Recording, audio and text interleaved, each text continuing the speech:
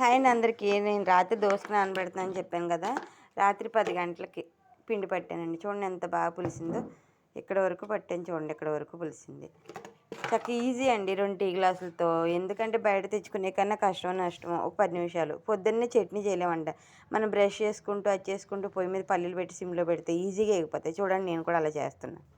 పొయ్యి మీద కడాయి పెట్టాను, పల్లీలు వేస్తున్నాను. ఎక్కువ చట్నీ ఎందుకు, ఫ్రిడ్జ్లో పెట్టుకున్నంత చట్నీ చేసుకోకూడదు. చేసుకున్నాం అనుకో అది టేస్ట్ ఉండదండి అసలు. ఇదిగో నేను ఇప్పుడు సరిపోవాలి ఈజీగా. 2 గుప్పలు వేసాను అంతే. వీటిని సిమ్లో పెట్టేసి వేయించుకుంటా. ఈ లోపల నేను మొహం కడుక్కొని ఇటు తిరిగి బాత్రూమ్కి వెళ్ళి అలా ఇలా వచ్చే లోపల మధ్యలో కలుపుతూ ఉంటాను. మన పని అయిపోతుంది, ఇటు చట్నీ అయిపోతుంది. సరేనా? చూడండి నేను మొహం కడుక్కొని ఇల్లు తుడుచుకొని వచ్చేసరికి పల్లీలు చూడండి మధ్యలో ఒక్కోసారి కలుపుతూ ఉన్నాను. ఎంత బాగా వచ్చేసినాయో. ఇది తీసుకొని పచ్చిమిర్చి వేపేసుకోవచ్చు. ఇవన్నీ తీసేసుకున్నాను. ఇంకా పచ్చిమిర్చి ఎల్లుల్లిపాయ వేసేసుకుంటున్నాను.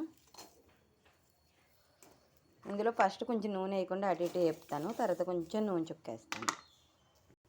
ఇందులో కొంచెం జీలకర్ర వేసేసుకున్నాను. పల్లీలు చల్లగా అయ్యే లోపల పచ్చిమిర్చి కూడా వేగిపోతాయి. ఇదిగోండి పచ్చిమిర్చి కూడా వేగిపోయినాయి. ఎందుకంటే నాకు కూడా అర్జెంట్ బట్టలు ఉన్నాయి మిషన్ కుట్టే, ఇంట్లో పని చేసుకుంటూ వంట చేయాలి కదా. పచ్చిమిర్చి కూడా వేగిపోయినాయి. స్టవ్ ఆపేస్తున్నాను. పల్లీలు చల్లారిపోయినాయి కదా, మిక్సీ గిన్నెలో వేసేసుకుందాం.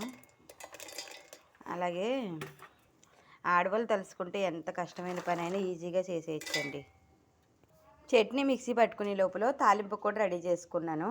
మనం ఇల్లు మేనేజ్ చేస్తూ, వంట చేస్తూ, మిషన్ కుడుతూ ఎన్ని పనులన్నా చేస్తాం. చట్నీ మిక్సీ పట్టేసాను, తాలింపులు కూడా రెడీ అయిపోయినాయి. మనం బయట చేస్తూ ఇంట్లో చేస్తూ ఎన్ని పనులు చక్క పెడుతున్నాం చూసారా.